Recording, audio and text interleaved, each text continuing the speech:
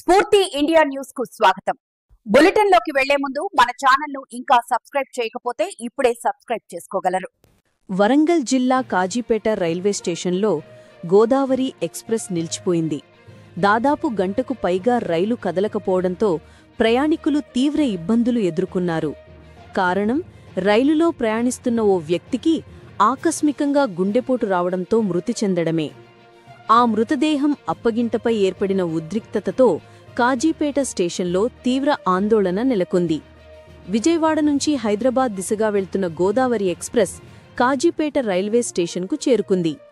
అదే సమయంలో రైలులో ప్రయాణిస్తున్న ఓ వ్యక్తి అకస్మాత్తుగా కుప్పకూలిపోయాడు.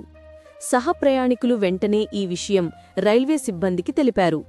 వెంటనే రైల్వే పోలీసులు, డ్యూటీ డాక్టర్లు స్టేషన్ వద్దకు చేరుకున్నారు. డాక్టర్లు ప్రాథమికంగా పరీక్షించి ఆ వ్యక్తి అప్పటికే మృతి చెందినట్లు నిర్ధారించారు. అయితే రైల్వే అధికారులు మృతదేహాన్ని పోస్టుమార్టం ప్రక్రియ పూర్తయ్యాకే కుటుంబ సభ్యులకు అప్పగిస్తామని స్పష్టం చేశారు. ఈ విషయాన్ని అంగీకరించలేకపోయిన బంధువులు, ప్రయాణికులు అక్కడే ఆందోళనకు దిగారు.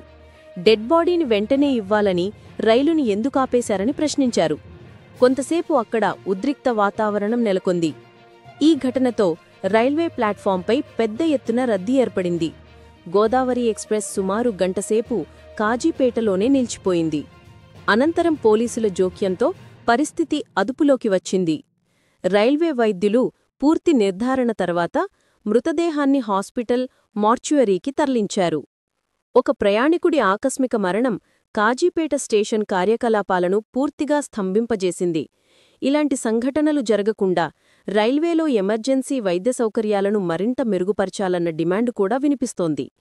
గోదావరి ఎక్స్ప్రెస్ మళ్లీ తన ప్రయాణాన్ని ప్రారంభించినా ఈ ఘటనతో రైల్వేలో అత్యవసర వైద్య సౌకర్యాలపై మరోసారి చర్చ మొదలైంది.